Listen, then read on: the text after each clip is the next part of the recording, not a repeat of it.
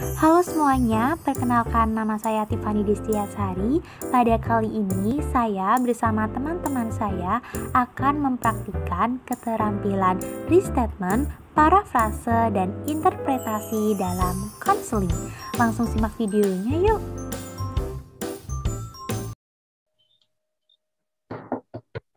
Selamat siang, Bu Tiffany. Selamat siang juga. Mbak Sinta, silakan masuk, Mbak. Silakan duduk. Baik, Bu. Terima kasih. Iya, sama-sama. Mbak Sinta habis dari mana ini? Habis dari kelas, Bu. Oh, habis dari kelas. Habis pelajaran apa? Habis pelajaran IPA, Bu. IPA? Ya, Sama Pak Bagus ya? iya, sama Pak Bagus. Wah, pasti kelasnya seru ya. Orang gurunya yang ngajar aja humoris banget. Iya, Bu. Oh iya, Mbak Sinta. Ngomong-ngomong, Mbak Sinta ada apa? Kok tumben banget datang ke ruang konseling? Ibu lihat sepertinya Mbak Sinta sedang sedih. Apakah ada masalah, Mbak? Iya, Bu. Ada suatu hal yang ingin saya ceritakan ke Ibu.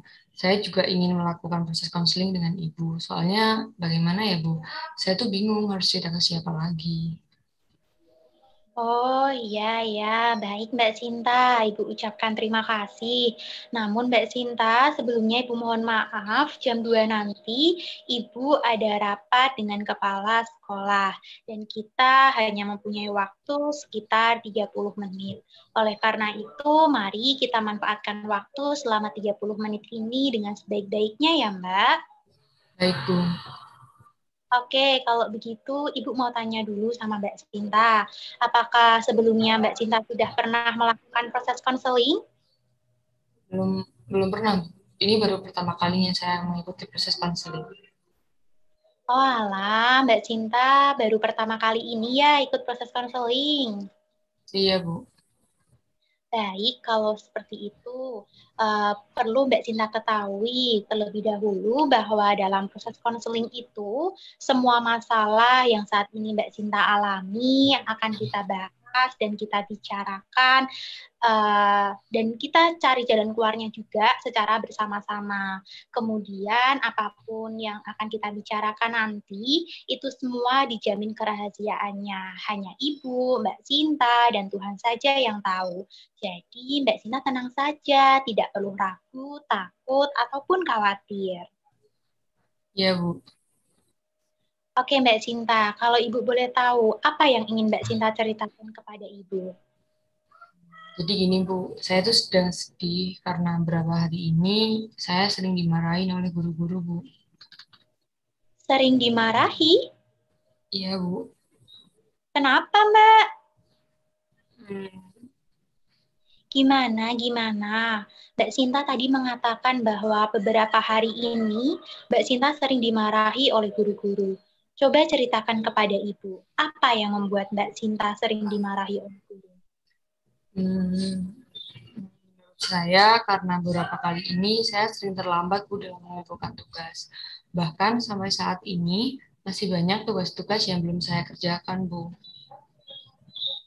Mbak Sinta mengatakan bahwa Mbak Sinta sering dimarahi oleh guru karena sering terlambat dalam mengumpulkan tugas ya.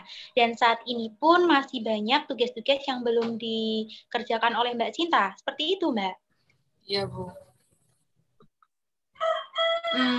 Ya. Kalau Ibu boleh tahu, apa yang menyebabkan Mbak Sinta terlambat mengumpulkan tugas? Hmm, Mungkin karena saya terlalu malas Bu. Terlalu malas? Iya Bu. Selain itu, saya juga sering sekali menunda-nunda dalam mengerjakan tugas Bu. Begitu. Jadi menurut Mbak Sinta ini sering tidak mengerjakan tugas karena Mbak Sinta malas dan sering menundanya ya. Iya Bu. Nah, sekarang coba ceritakan kepada Ibu, apa yang membuat Mbak Sinta malas mengerjakan tugas? Saya tuh merasa capek dan bosan belajar Bu dari pagi sampai sore. Saya harus belajar di sekolah. Kemudian setelah itu saya masih ikut rapat organisasi. Terus setiap hari tugas-tugas juga selalu berdatangan, Bu. Misal ya, Bu, minggu ini tugas-tugasnya belum selesai dikerjain. Hari Seninnya udah dapat tambahan tugas lagi, Bu. Eh, Mana terkadang banyak guru yang memberi tugas tuh seenaknya sendiri tanpa memberikan penjelasan terlebih dahulu. Nah, dari hal tersebut akhirnya yang membuat saya malas, Bu, buat mengerjakan tugas. Baik, Mbak Sinta. Jadi menurut Mbak Sinta menjadi malas mengerjakan tugas karena sudah capek dan bosan belajar ya. Ditambah tugas-tugas yang selalu berdatangan terus-menerus. Iya, Bu.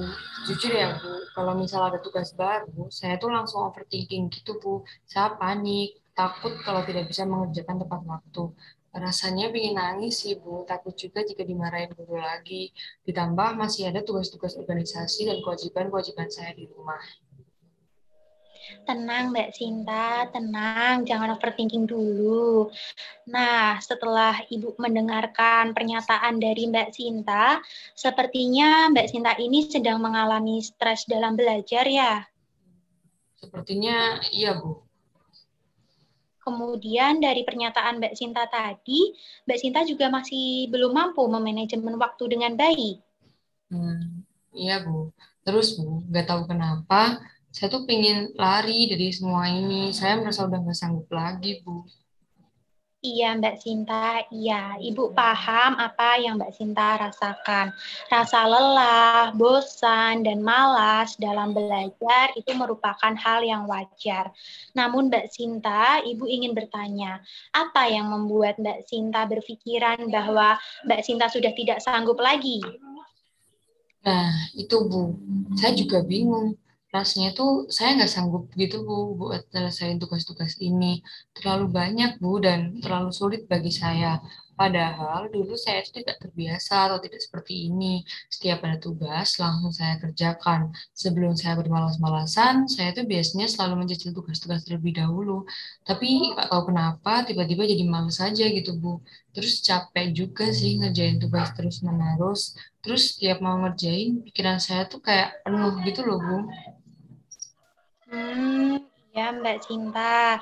Dari pernyataan Mbak Sinta tadi, selain Mbak Sinta mengalami stres dalam belajar, sepertinya semangat belajar Mbak Sinta juga menurun ya. Iya, Bu. Bisa dibilang gitu, Bu. Dan kalau seperti ini terus, saya jadi takut, Bu. Takut? Takut kenapa Mbak?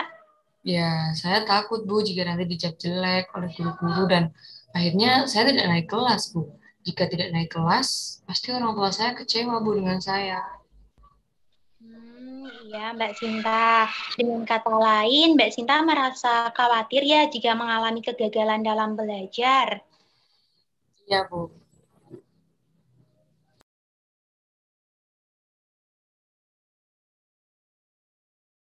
Saya sebagai observer satu menilai Mbak Tiffany sebagai konselor telah menerapkan teknik reassessment dan interpretasi dengan baik dan juga ekspresinya sudah baik. Terima kasih. Saya sebagai observer 2 menilai Mbak Tiffany sebagai konselor sudah baik, sudah menerapkan teknik-teknik yang baru. Dari ekspresi wajah juga sudah bagus.